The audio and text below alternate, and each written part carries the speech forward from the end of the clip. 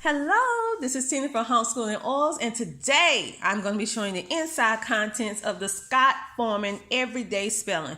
Now, this is geared towards 8th grader, but of course they have a whole series, like all different grade levels. So I'm going to show you the inside contents of this. This is great for individuals who do not want to plan at all. You want something kind of signed, sealed, and delivered.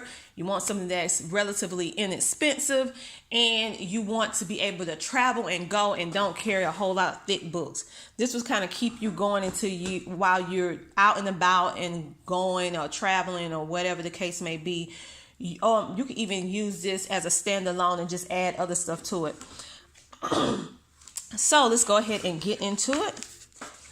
What I particularly like about this particular book series is that it's broken down in units already for you. So if you are a person like me who love unit studies, and I like to create my own, however, I do like the user friendliness of this unit, how they break the units down. So you can actually focus on these units at a time, and it's 6 units.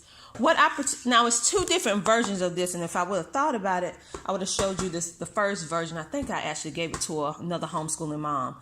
It's 2 versions. It's one that's just focused solely on the spelling aspect, and then it's this one, which it still has everyday spelling, but it's listed as cross-curricular lessons. So when you see cross-curricular lessons, you automatically know that it's going to incorporate various different subjects alongside your spelling as well. So I did not know this when I first started purchasing these books years ago. I just automatically assumed that both was the same because they look similar on the outside cover. So you need to read the description to make sure that you get, if you're looking for just spelling, just total spelling, then that's fine. And then you pick the one that does not have this title, which is called Cross-Curricular Lessons. But if you want everything all inclusive, I encourage you to make sure that you look for the cross. I'm going to try my best to include a link so it can be more easier for you. But anyway, I bought this on Amazon, and I also bought it from eBay, the other ones from eBay.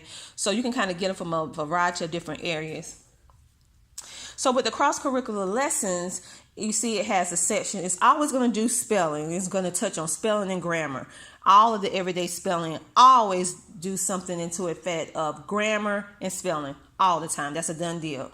But the cross-curriculum also branches off and does other subjects. So you will notice that it has a whole section on social studies, a whole section on health, a whole section on science, a whole section on just reading, and a whole section of mathematics. And then it has in the back of the book a reference tool. So the reference tool is a dictionary handbook, a spelling dictionary, a thesaurus, and words that are both written in English and also Spanish. So if you're teaching your child Spanish as a second language, this would be a great book to add on to what you're already doing, because in the back of the reference tools, it has that, and I'm going to show it to you. So these are some frequent misspelled words. These are different activities that you're going to do. It breaks it down in lesson 1 with an intro. Like I told you, it's going to do the spelling. It's got a definition. It's going to do your synonyms and then your rhymes. And it's going to do all kinds of things like proofreading, punctuation, riddles, the thesaurus entry. It does a whole lot of different things. So that's the spelling. And it also does vocabulary building. Now, let me see. Can I show you guys? And all of this is spelling, because you're going to do proofreading, you're going to do editing, you're going to do vocabulary building, you're going to do definitions, all that good stuff. So towards the back, let me show you how much. All of this in the beginning of the book is focused solely on grammar, punctuation, spelling, how to use the thesaurus, using your thesaurus, dictionary, references, proofwriting, writing paragraphs, reading, analysis, all that different stuff like that, falling up under that language art tier. Now, in the back of the book, you will notice that in the back is going to have different things to help your kiddos with the writing and the vocabulary and the other additional resources. But it also going to have your cross-curricular. So you're going to notice how it's going to start breaking down all of these different topics each subject is highlighted by a different color. So your social studies is the yellow. So it's going to have, it doesn't talk about a complete history. It just breaks it up based on the level book you have. So it's going to talk about a variety of different things. Like it's going to talk about the American Revolution in this book, the Lewis and Clark expedition, the Indian removal, the cowboys, and it breaks up and talk. So then it's going to go to health. It's going to talk about that, and you have activities to go along with it. And then it's going to start talking about science. And then it's going to break down, talk about different facets of science. And then it's going to go into the stars. Then it's going to get into your reading. You're going to be focusing on letters and how to write them and all that good stuff. And it's going to talk about various different reading. That's even going to take you on a trip through geography. And this is level 8, in case you was wondering. And then mathematics is going to do consumer stuff. On that page, it's going to do the number system, touch on a little bit of algebra, and I'm skipping some pages. So sorry about that. And it talks about consumer topics too. I'm actually going to be reiterating this. My kids did this before they was in 8th grade. But now I'm going to reiterate it again with certain pages. And so in the back, as I told you, they have different illustrations, different steps to kind of walk your child through how to organize their writing, how to voice their opinion in writing. And it goes over what's a narrative writing, what's an exploratory and persuasive, descriptive. It goes over all that, and then it goes over the writing process, how you do it step by step. Then it walks you through how to use a dictionary. And then it gives you, explain all the little words and different stuff like that in a dictionary. And then in the back, you actually have a dictionary. And what I like is that the words in the back of that dictionary is broken down into the syllables.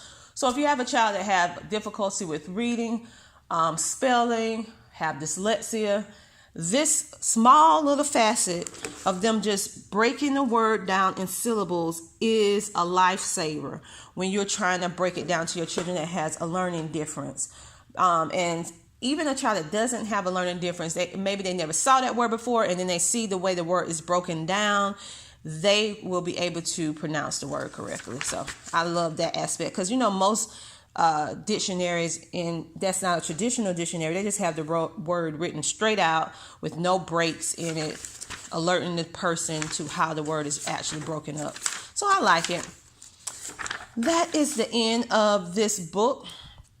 And they have the thesaurus in the back. So if you're kind of looking for something that has a thesaurus, dictionary, writing resources to explain the whole entire writing process, how to do a letter, all those things that we need, the beginning steps of cursive writing.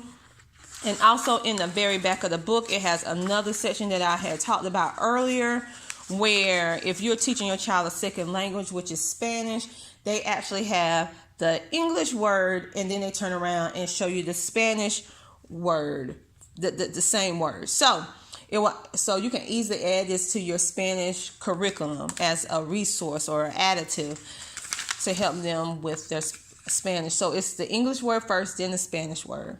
But you can do it the reverse way if you are a Spanish speaker first and then you're learning English. So you can kind of reverse it and use it for any way that you see fit for your unique homeschool. So I just want to show you the inside contents of that. I hope you enjoyed it. Remember to click the like button and make sure to tell me hello in the comment. And make sure you hit that subscribe button. I will see you guys next time. I am working really, really hard to show you the inside contents of a whole lot of different curriculum so that you can peek inside before you buy. All right, talk to you later. Bye.